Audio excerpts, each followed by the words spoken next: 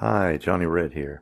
If you still trust the government and the media, after watching this video, you'll probably trust it a little less, or maybe a lot less. The following video features clips from a phone conversation, a leaked phone conversation on February 6, 2014, between Victoria Nuland, former Assistant Secretary of State for European and Eurasian Affairs, and Ambassador to Ukraine, Jeffrey Pyatt. First, there's a clip of a press conference by State Department spokeswoman Jen Psaki. When the phone call first came out, she's trying to explain what it meant and answering questions. There's a Q&A. She's obviously flustered at times and not looking too believable. And then following that, you'll actually hear the phone call, and then you can see what a poor job she did of explaining it away. Does the U.S. government believe that Russia was behind this bugging and release? And if you are not willing to go that far, are you concerned at all that officials in the Russian government seem to be wanting to point to draw attention to this? Well, certainly we think this is a new low in Russian tradecraft in terms of publicizing, posting. I don't have any other independent details about the origin of the YouTube video. You're right. This is clearly happened overnight and is relatively new. But this is something they've been actively promoting, posting on, tweeting about, and certainly that we feel that represents a new low. But do you think? What do you mean? Can I follow up? Sure. What do you mean by this is a new low in Russian tradecraft? Tradecraft is a word typically that refers almost exclusively to espionage activities. Are you saying that you regard this as an act of Russian espionage, that this conversation was recorded and broadcast? Well, certainly if it was recorded and broadcast, that would be that it would be, violating a private conversation. But you said this is a new low in Russian tradecraft. That means you think that the Russians, in fact, recorded and made available this Well, broadcast. as I just stated, I don't have any independent or new information on that, but obviously they promoted this and were the first to tweet about it. So that's what I was noting. That's your suspicion. That you didn't, you said this is a new low in Russian tradecraft. That implies that you believe it is their responsibility. Well, I think I was pretty clear in answering Matt's question that I don't have any independent information on the origin of the YouTube video, but obviously they were the first ones to post on Twitter about it, which is an indication. But again, I don't know. Okay. I don't have any independent information. Can I keep going? Because look, the Russians have repeatedly accused the United States government of interfering in Ukraine's politics. The U.S. government has, to some degree, made reciprocal claims about Russia. Does not the fact that U.S. diplomats purportedly are discussing who should and should not be in a Ukrainian government hint at some possibility of U.S. interference here? Absolutely not.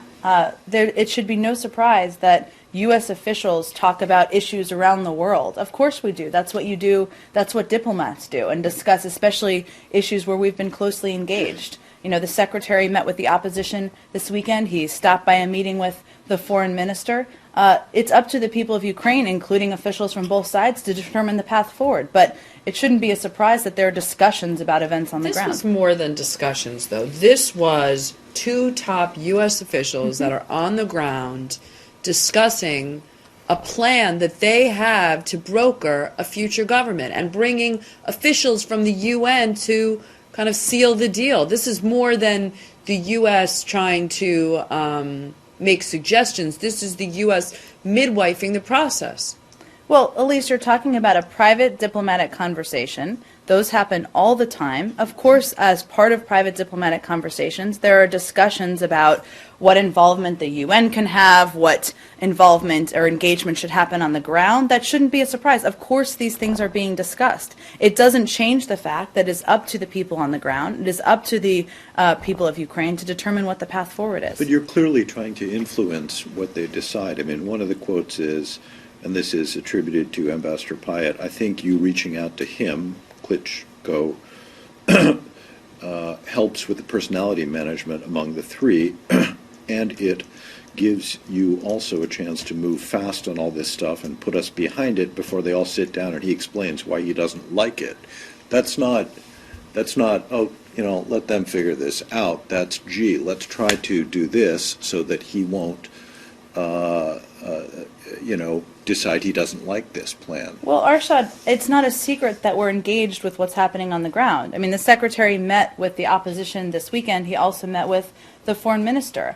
As part of those discussions, you engage with what's happening, what the recommendations are. They're going to choose to do it or they're not. But that's, of course, what you discuss in any meeting or conversation regardless. I want to go back to... The bottom line here is that you do have an opinion about what role certain people should, what role you think is best for certain people to play, correct? I mean, you do have, that is an opinion of the United States. It doesn't mean that you're going to foist that or force it on the people of Ukraine, but you do have an opinion, correct? Well, Matt, I would caution everybody, correct? One moment, we're talking about a couple of minutes from a recorded call. Right. That doesn't reflect every conversation that's No. happened, every debate that's happened, every internal conversation that's happened. No, you're right. You're absolutely right. But you do have. Here is a case where two officials, are talking about a preference for what one opposition or several opposition leaders should do, whether they should be in or stay out of the government. Is that not correct? So you do have an opinion about what you think would be best. Well, and I'm not sure that that's so. We have bad. opinions about a range of issues. That shouldn't be a surprise. So here's my. So I would just then. So when you get a question about whether you think it would be good or bad for politician X or Y in country X or Y to run for office, for any office, I don't think that it is honest for you to say, no, we don't have an opinion, and that's completely up to the people of country Matt, X. there's a and I specifically mean, in this case, I'm talking about Egypt. Sure. Well, let Because me you just do have an make opinion. one comment here. There is a difference between private discussions that happen in the interagency process, in the building, and what we convey publicly as a U.S. government. And we have a responsibility to convey what our position is. Of course, you're discussing a range of options on a range of issues. But if you- That's what you do as a diplomat. If you're saying privately behind the scenes that you're cooking up a deal, and then you're saying publicly that this is up for Ukrainians to decide, those are two totally different things. I understand that diplomatic discussions are sensitive and you don't want everything to come out, but those are two totally different positions. Elise, what do you think happens behind closed doors when people are discussing issues internally through the interagency? This is not discussing issues. This is talking about a deal that the U.S. was cooking up. I think I would disagree with you. I think you're overstating and over-qualifying a couple of minutes from a privately recorded phone call. I want to go back to the issue about. Recorded phone call now. I'm done, Arshad. I want to go. What do you think? I think we're in play. The Klitschko piece is obviously the complicated electron here, especially the announcement of him as deputy prime minister. And you've seen some of my notes on the troubles in the marriage right now, so we're trying to get a read really fast on where he is on this stuff. But I think your argument to him, which you'll need to make, I think that's the next phone call we want to set up, is exactly the one you made to Yachts. And I'm glad you sort of put him on the spot on where he fits in this scenario. And I'm very glad he said what he said in response. Good. So I don't think Klitsch should go into the government. I don't think it's necessary. I don't think it's a good idea. Yeah, I mean, I guess you think, what in terms of him not going into the government, just let him sort of stay out and do his political homework and stuff. I'm just thinking in terms of sort of the process moving ahead, we want to keep the moderate Democrats together. The problem is going to be Tony Book and his guys. And, I'm sure that's part of what Yanukovich is calculating on all of this. I think Yachts is the guy who's got the economic experience, the governing experience. He's the guy, what he needs is Klitsch and Tony Book on the outside. He needs to be talking to them 4 times a week. I just think Klitsch going in, he's going to be at that level working for Yatsenyuk. It's just not going to work. Yeah, no, I think that's right. Okay. Good. Well, do you want us to try to set up a call with him as the next step? My understanding from that call, but you tell me, was that the big three were going into their own meeting, and that Yachts was going to offer in that context a three-way, the 3+1 conversation or 3+2 with you. Is that not how you understood it?